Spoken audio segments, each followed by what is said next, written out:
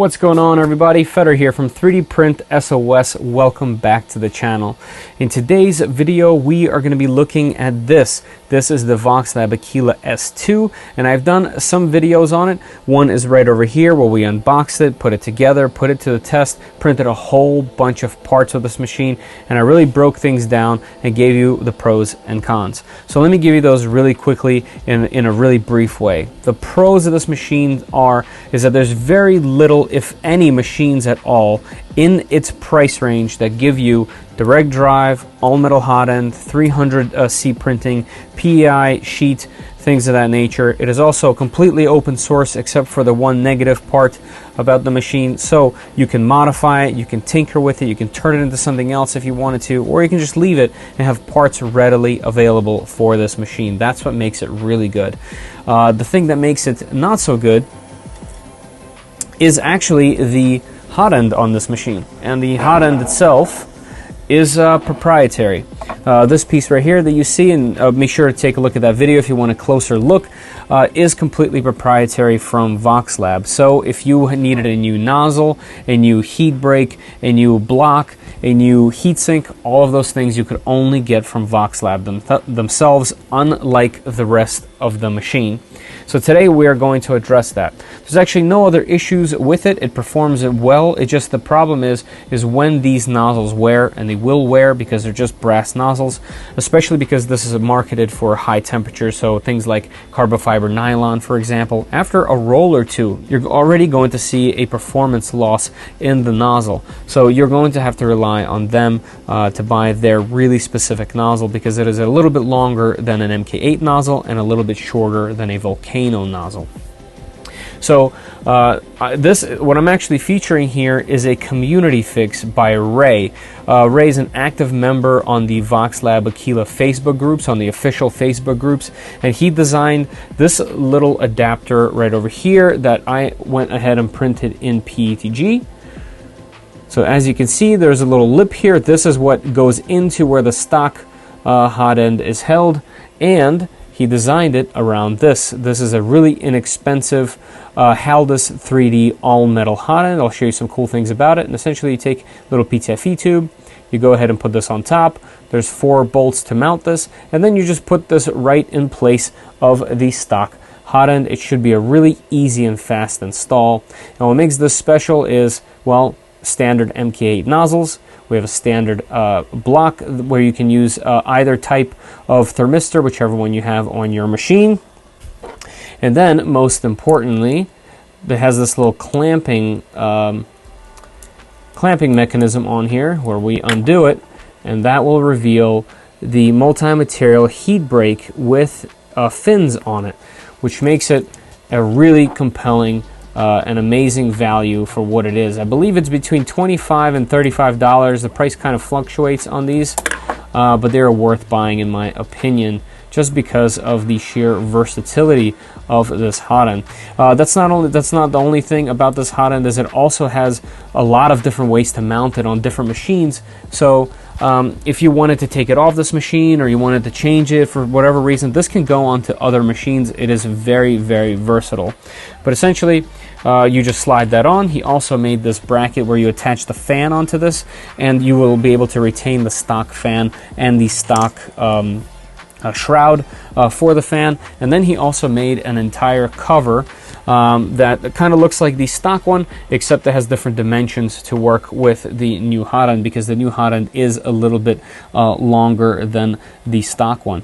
So this should eliminate all the problems with this machine, and this machine should become not only more reliable, but you'll be able to modify it slightly more. You'll be able to do whatever you'd like, and you're no longer held back by any proprietary parts, and the entire machine will be open source, which we all love.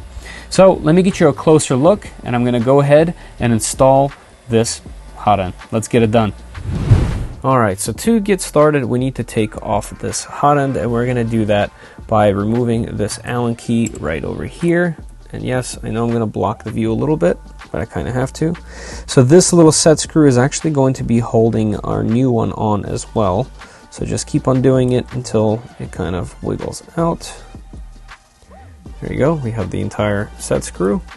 we'll set that aside. So right now it's being held in by the thermistor on this side, so we're gonna have to undo it, and also the actual heating element. So let's go ahead and undo that. All right, so the thermistor is free. Now we need to get to the block, and you can rotate it, and let's get an Allen key on here. So it's another grub screw. We will undo it a little bit. There we go. And now it should slide out. All right, so there you go. Here is our heating element. Here is our thermistor. And here is the proprietary hot end from the S2. So I actually should have probably done this hot, but here we go, it comes off. Let me try to show you what the problem is. So this nozzle actually goes all the way through the block, which means it's its own special type, which also means that the block is its own special type because it has a recess on top. And this little different color piece right here, this is the heat break. Inside is actually lined with a PTFE tube, and it's far enough from the heat, which is okay. However, all this together is just, it's not repairable. So if you needed to change the nozzle, you can't just undo it from the bottom, remove it, because the whole block would come with it. It's just a slight hassle, and also if it's not available online or only in China, or they don't have any in stock, well, you're out of luck and you can't really use your printer because none of this stuff is purchasable. So here's another closer look at the PETG piece. As you can see, it has the same lip as the stock one. Very close. All it does is just attach the new piece. So here's how we're going to throw it on. Like I mentioned before, there is a little PTFE tube. Let's see, mine is, zero this out. Looks like mine is 14.6 millimeters. Yours might vary depending on your print. But what we'll do is we will push it as far inside as we can, and I like to take a piece of filament here and see if it's perfectly straight. It looks like it's good to go. And then you're going to have to put it on top of this and make sure that it is flush, but you are pressing it in just a hair, and that ensures that that PTFE tube is where it needs to be, and we'll still have a nice smooth track for our filament to go through. So now we take some M3 bolts. Let me make sure I have the right Allen key. I do. And let's get them threaded in here. Here we go. So this piece can be printed in PLA if you wanted to, but it will definitely last longer with PETG. Now the reason why I say you can print this in PLA is because it is all the way at the top. All the way at the top is not going to get hot, or shouldn't at least. So PETG is definitely a good idea. If you can print ABS or even nylon, ASA, those would be great as well, but PETG should do the trick. And technically, since this is an all metal hot end and goes to 300C, you should be able to print it in whichever other material that you would like. But here is how it looks with it on. And the only thing we'll do is we'll have to reorient this in a second, but I just want to kind of show you where it goes. It just goes just like that place, and then we're going to put the grub screw in. So I'm taking it off right now because we need to attach the thermistor and the heating element. So I'm going to go ahead and do that real quick. Let's unscrew this for the thermistor. And we have the little diode thermistor here, so it's going to go into the lower hole. And then before I go ahead and do that, we need to take off the cooling fan because it will be in the way when the hot end is on. Or rather, the hot end will be in the way and you won't be able to do that later. All right, 1 screw and 2 screw. All right, so while we have this off, let's see how we're gonna attach this. So his design basically lets you attach the fan, and then this will slide over it just like that, relocating it into a spot where it needs to be, and the fan kind of just hangs out like that. So to put on our fan, what we're gonna have to do is we have to get our little bracket here. We slide it on with the 2 screws on the bottom, 2 screw holes. We're gonna place the fan in the spot that we need, clamp it with the shroud, and then I'm just gonna use the stock screws that we took off on the bottom to hold it. And I know my arm could get in the way of the shot, so please bear with me. So you need to get this little screw into the loophole of the fan, and then it threads itself into the shroud of, or the duct rather, of the fan. All right, we got one in. Let's get the other one in. All right, just tightening them up. There you go. And then on the top here, you can optionally put in another screw. I'm just going to keep it at 2. There's no need. And it looks like it's friction fit. Mine is a little bit loose, so I can put some tape around there. But for now, I'm just going to keep it on just like this, and it should be fine for now. At least enough for us to test fitment and how everything goes. But just so you know, this is supposed to be friction fit, so if you put some tape back there just so it sits where it needs to be, it should be good to go. All right, now we take our hot end and we need to install the actual heater and the thermistor. So it looks like it'll be easier for us to take the hot end apart. So let's go ahead and do that. All right, let's slide in this heater, and I'll put it roughly where it needs to go. And on top here, there is a grub screw. So there you go. Now the heater is in place. Looks like it can go a little bit further into the block, so I'll do that. There we go. Now we need to make sure our thermistor is in the right spot. You can see it from the back here, much better than the front. I have a set of tweezers that I can just kind of guide them in. Very typical of any hot end install so far. All right, so I'm just gonna give the wires a tug upward. All right, let's tighten it up. You don't want it to be too tight, you don't want to be too loose, you don't want to damage the wiring. We also don't want it to be loose enough that it could come off with just simple vibrations. All right, let me bring you in here so you see what I did. All right, so as you can see here, we have attached the heating element and the thermistor. This thermistor went into the lower hole here, and we went ahead and tightened it with this screw right on top. On this side, there is a grub screw right there that holds the heating element in place. Now we should be able to just slide the hot end over top of this, clamp it down, and we'll be ready to install the rest. All right, so back on this side, we are going to go ahead and prepare to put our hot end in. So I'll just go ahead and lean this forward, and there we go. And we will have it sitting as straight as we can while we tighten these two screws here. Trying to not get in the way so you guys can see. There we go, don't want to over tighten it. And now we should be able to pull this down just enough, slide it right back, and then push it upward into the stock location. Let me get the right Allen key for this grub screw. And now the grub screw will embed itself into this adapter because it is plastic, and that's okay. So as you can see here, I'm just going to keep it as straight as possible, and I'm going to go ahead and tighten the grub screw. And there you go, I can feel it biting now. There we go, that's in place, and that's not going anywhere. And now we have our new hot end, our cooling fan. As you can see, the fan blows directly where it needs to go. Our actual fan for the hot end is a 30mm fan on this side, and it can stay exactly where it needs to go. You can remove it and put a fan directly on top of this. There is mounts. That's that's up to you if you guys want. But the only other thing left to do is I like to take a piece of tubing here. I'm going to squeeze, get this tube in there, and make sure that this is nice and easy, and it is. It's really easy to just pull. There's no friction going into the hot end, so that is nicely set up. And now we can put on our little sock. There we go. All right, so the only other piece is the cover that goes on the whole thing. It will also use pressure to hold the fan in place so it does not move at all.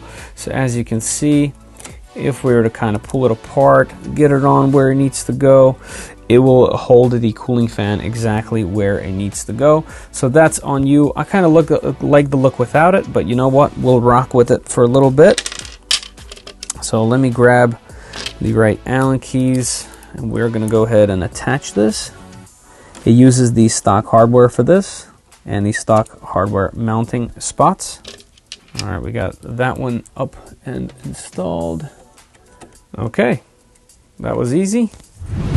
What a fun and simple, easy modification to do to this machine. So if you have an Aquila S2, I highly suggest you guys check out Ray's hotend mod.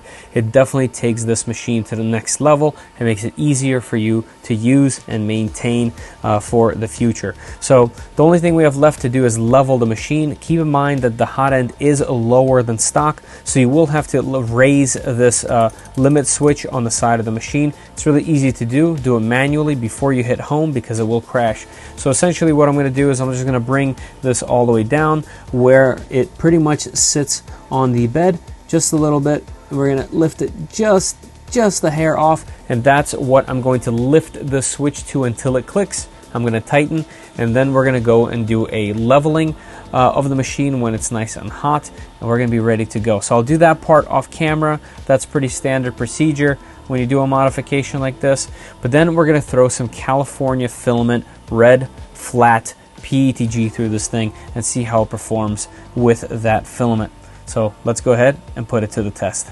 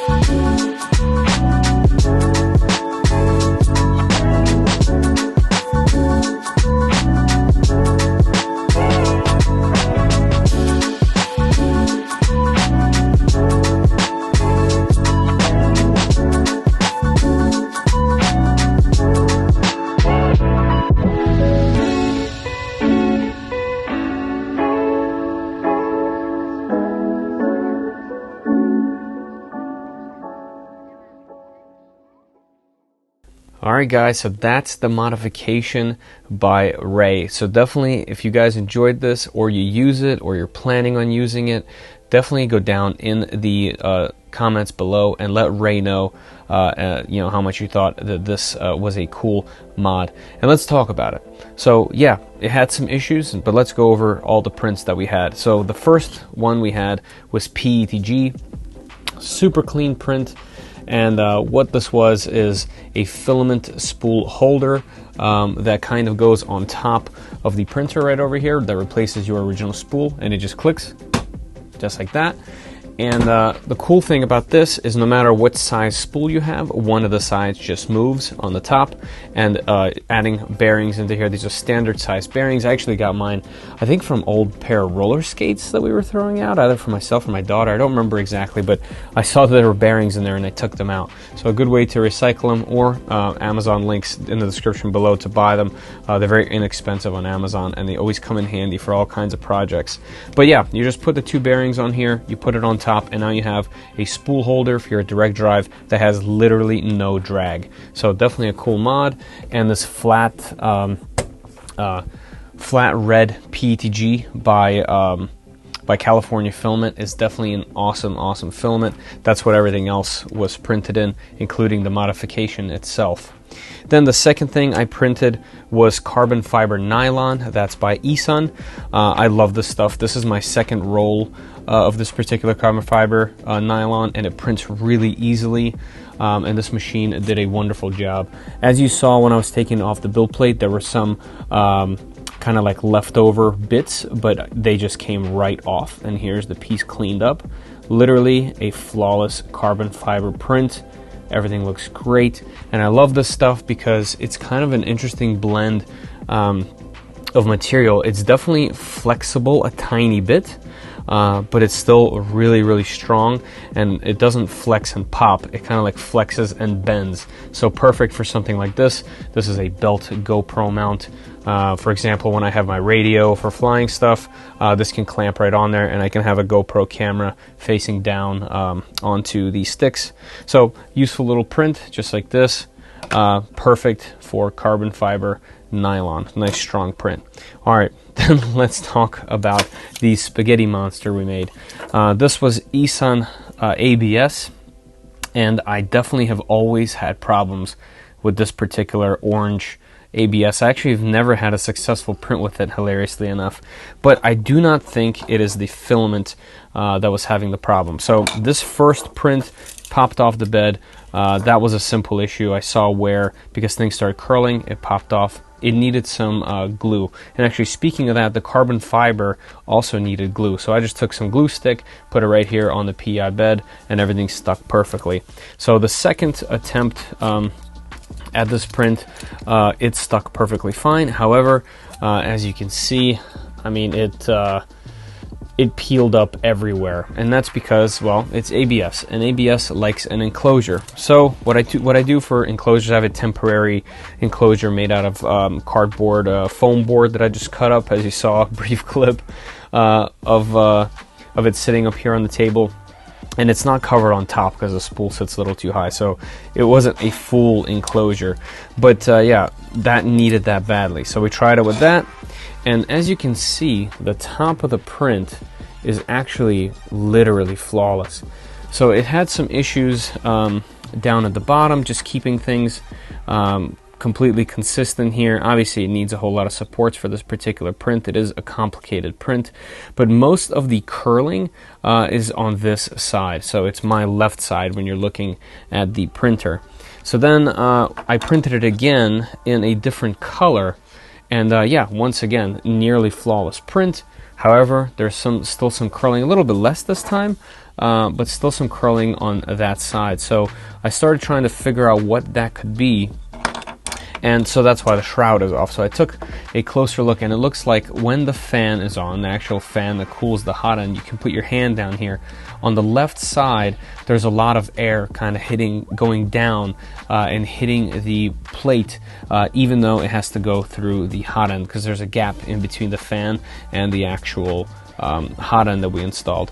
And there's an easy fix for that. You take the fan off, you can put it on this side right onto this hot end. There's definitely enough wire. You just have to undo the zip tie right here. So free modification. You can even redo these screws, and the air is going to go through the hot end and then out, and it won't have this gap in between the actual hot end heatsink and the fan itself. It basically kind of like hits a wall, and then it tries to escape going down.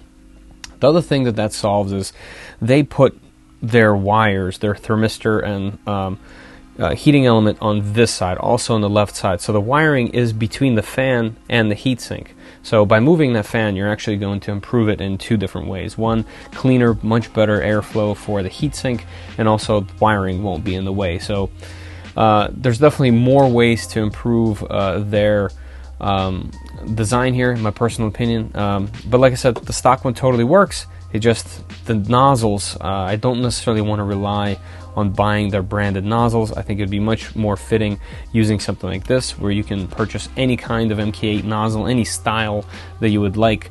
And I you know, now this machine is definitely fully open source, because you could change anything that you wanted or keep everything stock. And so therefore, I think this upgrade is awesome. Ray, I think you did a wonderful job. It works perfectly.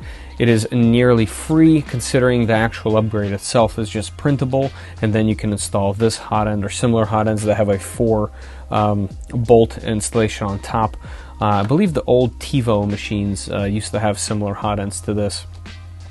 So yeah, I definitely enjoyed it. I'm going to keep that on there the way it is and use this machine in case I need things printed. It prints carbon really nicely, so I know that this machine with that profile is going to work just fine, so I'm going to keep it like that. Speaking of the profiles, scroll down in the description. I'll have a link to all 3 of these. These are going to be my S2 Cura Profiles. I'll have ABS, PETG, and carbon fiber nylon. If you guys are interested in trying these materials on a machine like this, I'll have those profiles down below. Another thing I wanted to mention is these shirts. I did some testing with a few different manufacturers, and it looks like YouTube added a shop, or I think it's store button somewhere in the profile on the top there next to the community tab, and if you click there, there'll be a link to purchase shirts. So I have shirts and hoodies at the moment. There's only one type of selection. I don't want there to be a whole bunch. So this store isn't something, I'm not going to be stocking these and shipping these out. This is all through that particular store in that link. So they will be handling the money portion. They'll be handling the actual shipping and printing of the shirts. The only thing I set up is for every single purchase, whichever thing you buy, it will give $2 to the channel. So it's not like I'm making a ton of profit. It's just the easy way for you guys to not only say thanks, but get something pretty cool in return and be able to show off your really cool 3D print SOS merch. So just something. Let me know if you guys like those down in the comments.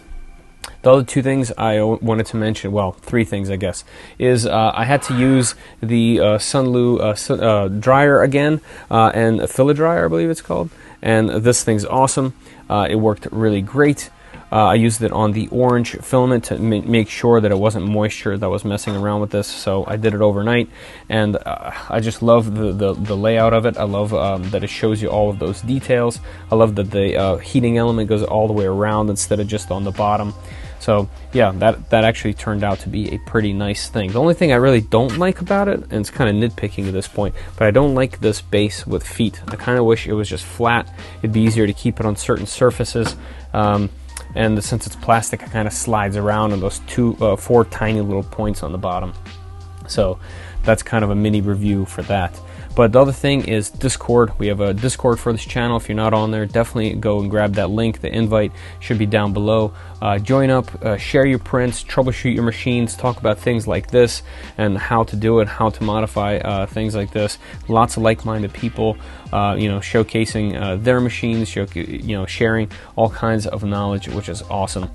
So check that out. And then the only other thing is there's another way to help the channel if you're interested in something like that, and that is the Patreon membership. Patreon members get to see all my videos early.